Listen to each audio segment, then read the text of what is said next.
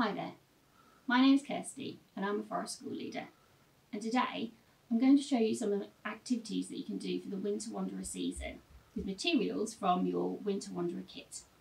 You might also want to collect some natural materials from your garden or on a walk. Okay, let's get started.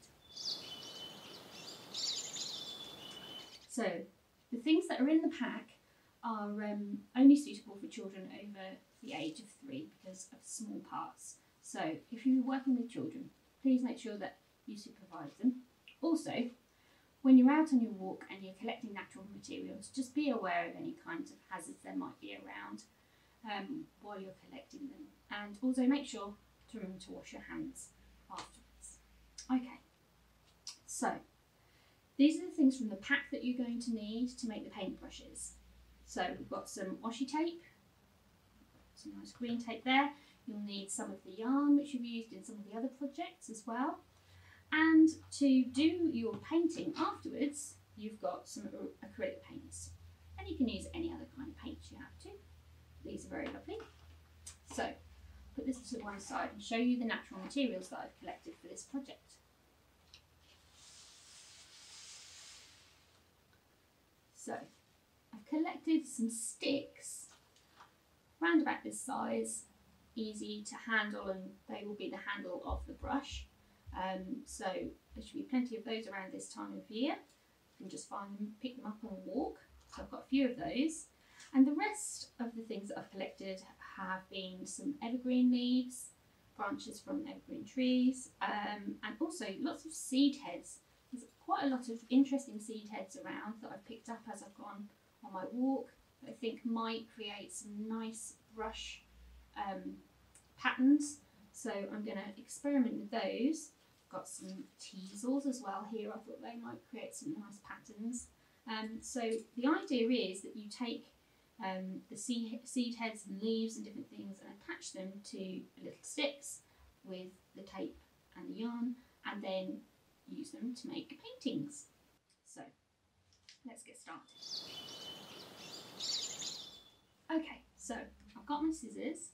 I'm going to just cut some small pieces off this branch that are around about the same length. And these are going to be the end of my brush here. Let's see what I've got. I think these 3 pieces are probably the best bits. Okay, and I need to attach them to my stick, so I'm going to cut off a length of yarn. That should be about enough, and tie them to the end. Place them on top of each other like that. I think these yew leaves are going to make a nice texture. Just wrap that round once. Don't particularly need any fancy knots this time. Pull that nice and tight. Maybe a couple of times. I'm going to wrap it round a little bit too, just so it's nice and secure, and then give it another tie.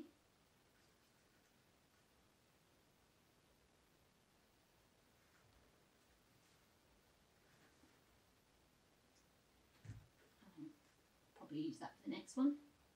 A bit of tape just to secure it.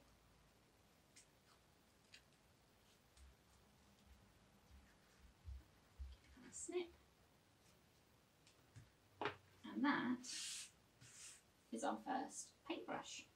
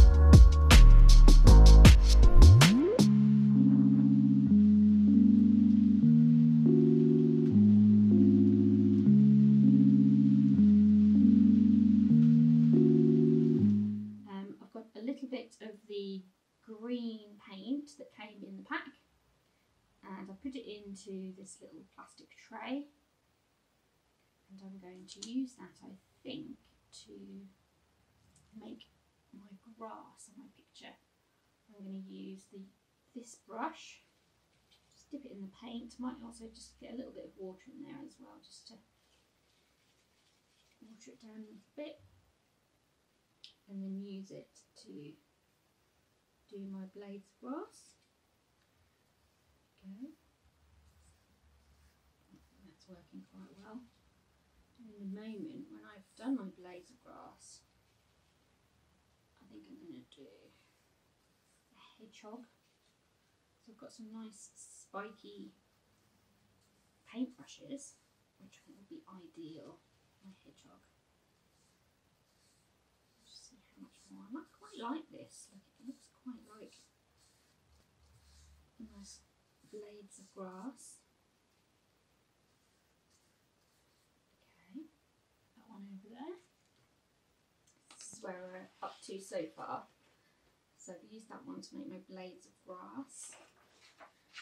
Now I need to try and get a colour that I can use for my hedgehog. I like to try and make a brown colour. So in case you don't know, you've got a little bit there that you can just puncture the top like that.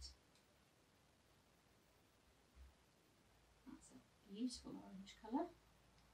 I'm going to give it a bit of a mix up with my green.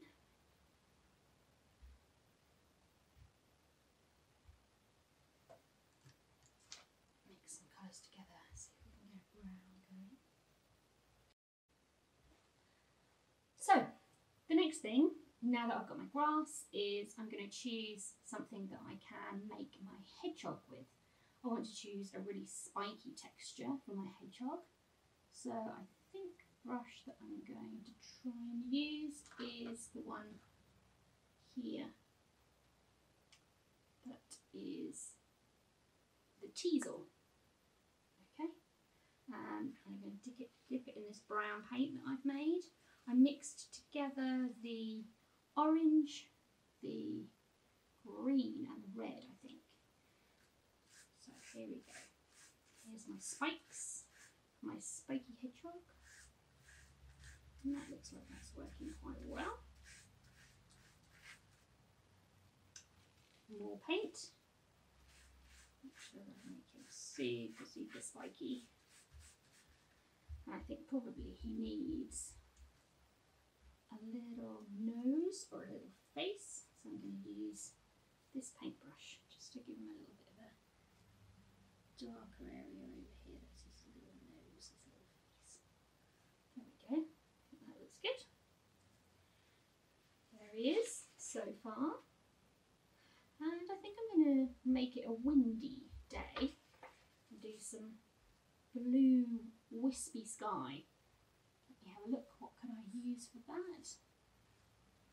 Let me see. I think maybe seed head brush. Put it in the water a little bit. Get some blue paint on it. And use it to give me some blustery, windy sky.